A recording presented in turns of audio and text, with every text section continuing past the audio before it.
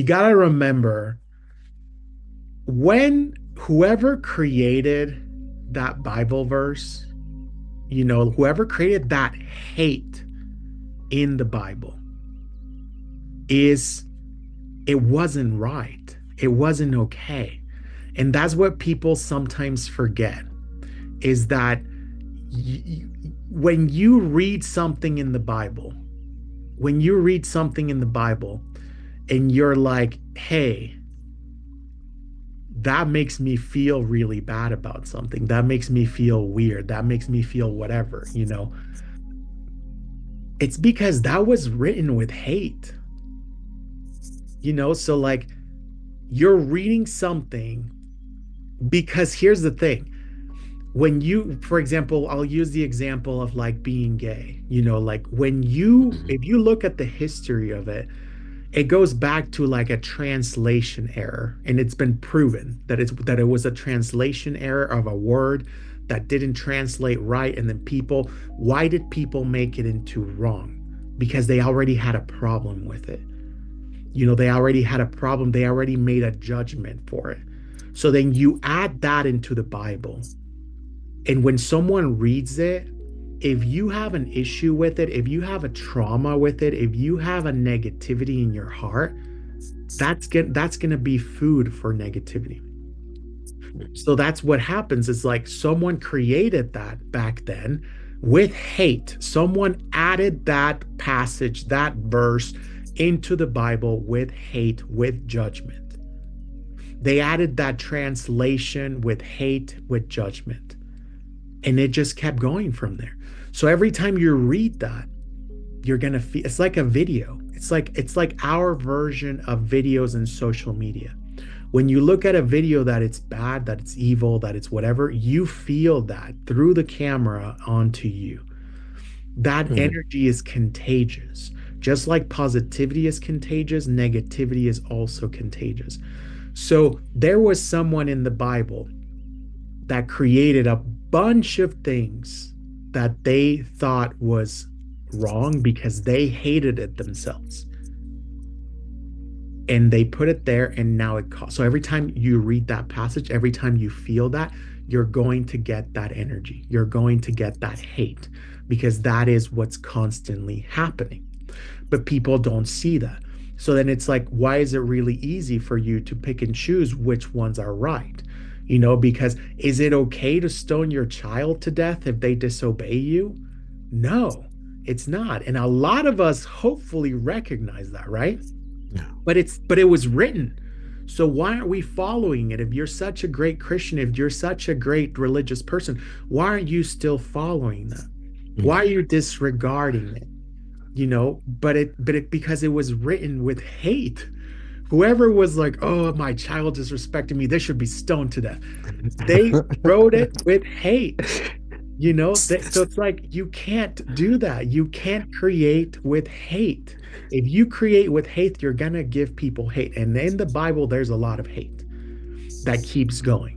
But people are just, instead of you realizing that, working through that, understanding who God is in your heart, you're going to go into listening to the hate, and you're going to go into making God be hateful now. And that's not okay. That's not where we go. I got you. So it's safe to say, like, how.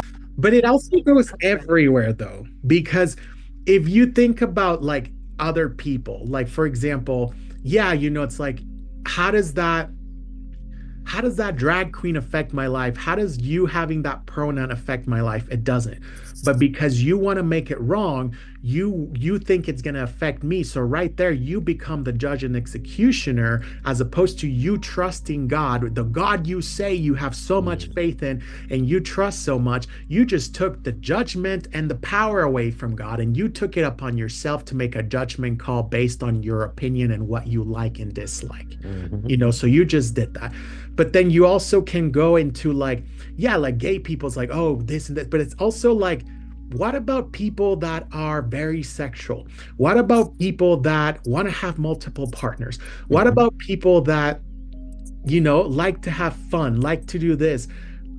And like it's all part of it. it's all part of it, and we make an assumption right away. We make an assumption that it has to be this way and that way because Jesus said marriage is between a man and a woman. Yeah, and Jesus was also talking to a man and a woman when he said that.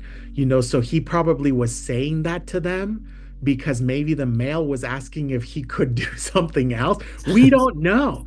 We don't know, but we're making assumptions, and then we create this negative stigma on people's natural habits, on people's natural reactions. And then we start to suppress them. And then we start to make them wrong and make them think that then having a high sexual energy is wrong. And then, and then we start to make so that it's like it becomes a pattern of shaming people. Hmm. And what do people do? Does it go away because you're shaming them? No.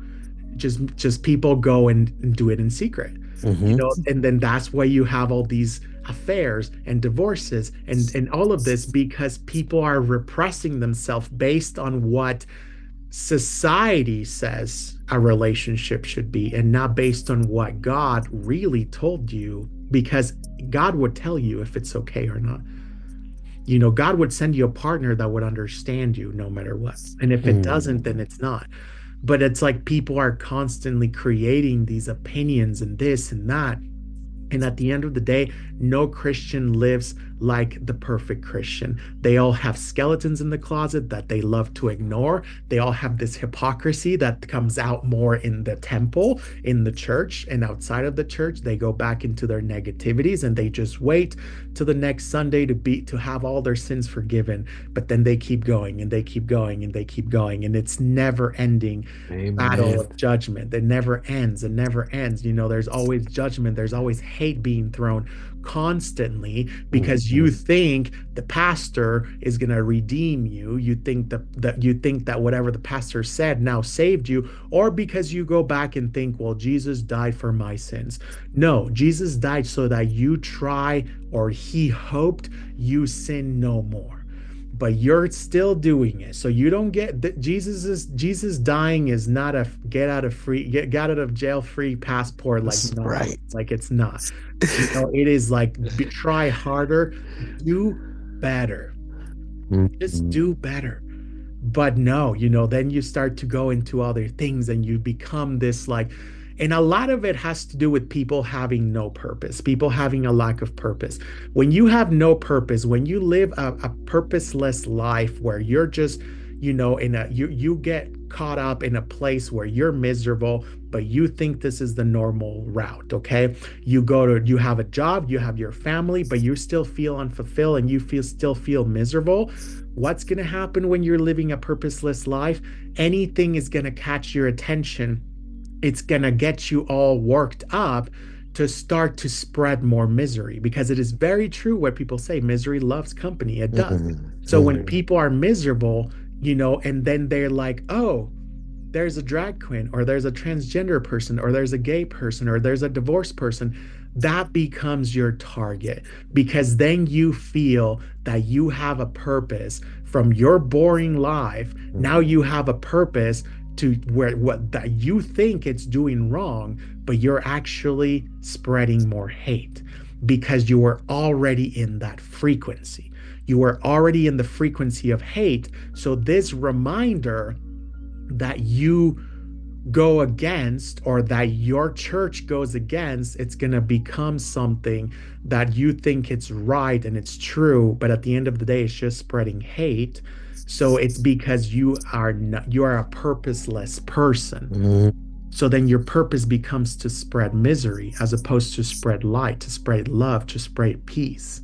And that is what people don't realize, because if you are not a miserable person, you don't want to do wrong. You don't want to do evil things, hurt, wrong to people. And someone having this pronoun, or someone, dressing the way they want, or their sexual orientations does not do anything wrong to you or your children. If you want your children to do good, then be a good parent. That's right. If you want your children to grow up to be good, then be there for them emotionally, mentally, and spiritually, not just monetary, not just with orders, not just with punishments. No, be there emotionally. And involve yourself with your child's emotions, love everything. But a lot of people just do, they get focused. Oh no, no, let me go fight against that instead of taking care of my kid. And it's just not, it just creates a cycle of negativity. And the sad part is that people feel like they're doing it in God's name. And Hmm. God's over there being like, I never told you to do that, but you feel like you are. And you feel like, oh my God, I'm so passionate about this and this. And it's like, go get yourself a purpose. Go get yourself some true love. Allow yourself to feel God's true love because you're not feeling God's true love. You're feeling God's judgment. Hmm. That's what you think God's giving you. It's He's judging you and He's watching you like a hawk, waiting for you to make a mistake. But if you truly feel God's love, you have no need to do harm to anyone else. And that's where, like a lot of that just goes wrong. Hmm.